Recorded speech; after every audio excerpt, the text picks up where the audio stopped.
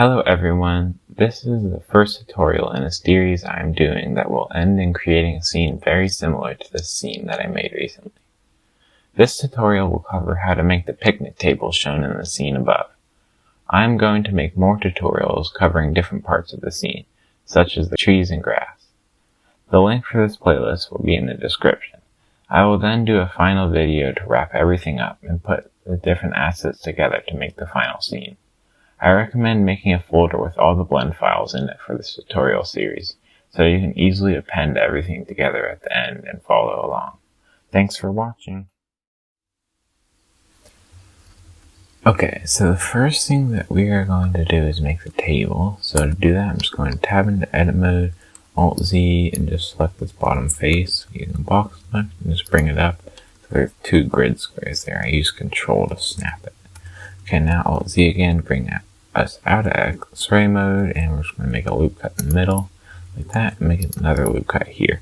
Double tap G and use Control to make this into a square face, that face square. Okay, now let's select this other edge loop, and we're just going to bring that over to here. Go into side view, repeat the same process. Oops.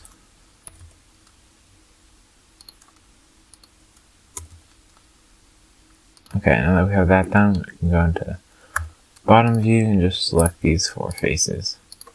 Go into front view and E to extrude, Z, and then you use Control to snap it back so it's just a square, or a cube again. Okay, now for the tablecloth, add another plane, GZ, use Control to snap it up so it's on the face. It's going to do some weird clipping stuff, but we're going to fix that later. RZ, 45. And scale it up by 1.25. Control A, apply rotation and scale.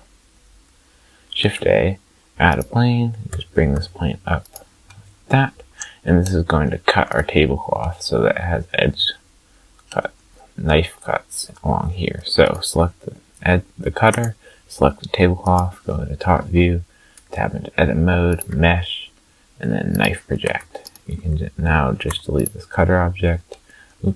Okay, and now let's tab back in edit mode. You can notice we have these four faces here, and our mission is to rotate these faces so that they are like pointing down, so they're kind of like folded down off the side of the table. But you can see when we just rotate it regularly, it pivots around this point and it looks terrible. So to fix that, we're going to use edge select. So select these edges and select this edge last. And now we can change our pivot point to active element. And then when we hit RY90, you can see it rotates around that active element.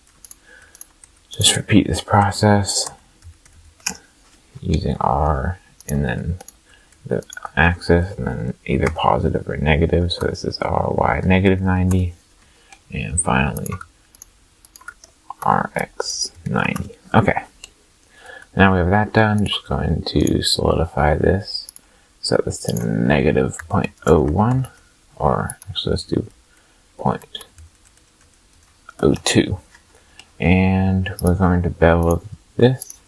I'm going to set my bevel to 0.05, set the segments to 5, shade smooth, and then let's do the same thing here, except we're going to bring this bevel up above 5 segments, 0.05, and then shade that smooth. And then we're going to add one more bevel just to do a small bevel here. We're just going to set this to angle limit and just bring this down. I'm just going to set it to 0 and then bring it up a little bit from 0. Okay, now I'm just going to turn on auto smooth as well. Okay, now that we're done with our modeling, we can go into here and do some shading. I'm just going to set this to be a table material, just make it to some basic brown color, something like that. And now let's make our tablecloth material. Okay, so I've just pulled up a picture of a tablecloth here, and you can see we have these white squares in the middle, and then we have red lines going horizontal and or along the X and Y axis, I guess. And you can see that in the places where it intersects, the color becomes more saturated. So that's what we have to remember as we're building this. To make these stripes, we are going to use a wave texture. And if we just Control-Shift-Click onto that, you can see we have a problem that there's no stripes along here. And that's because it's projecting from the top view. So to fix this, we're going to use Control-T if you have Node Wrangler enabled, and change this to UV. And if your UV is unwrapped correctly, which mine is, then you can see that it works perfectly. But I am just going to rotate our UV by 45 degrees so it looks like this instead of being diagonal. Now we can just bring this up, and we're going to add a math node and set this math node to greater than, and you can see that just makes some solid stripes. Great, now let's select both of these, just Shift-D to duplicate them, and then plug the vector once again into here. Now let's view this one, and we're going to change the direction to Y. Now we have stripes going in two different directions, which is what we want. To combine them, I'm going to add a math node. I'll just duplicate that one. We're going to change it to add. Let's plug the values into there. And then we're also going to need a multiply, so we just bring that down as well. And we can just plug those in. Set this to multiply. Okay, so now we have these two different ones, and we're going to use Mix RGB to combine all our colors. This first one, we're going to use the add, plug that into there, and we're going to change this second color to red. And you can see that we have these white squares in the middle, which are going to be these white squares on a tablecloth. Now what we need to do is make it so these intersecting points are red, and that's what this multiply math node is for. So we're going to duplicate its Mix RGB, plug the value into the factor, and then plug the color into the color of this second Mix RGB. Let's change this color to something like a little lighter red, and you can see, boom, it's magically working.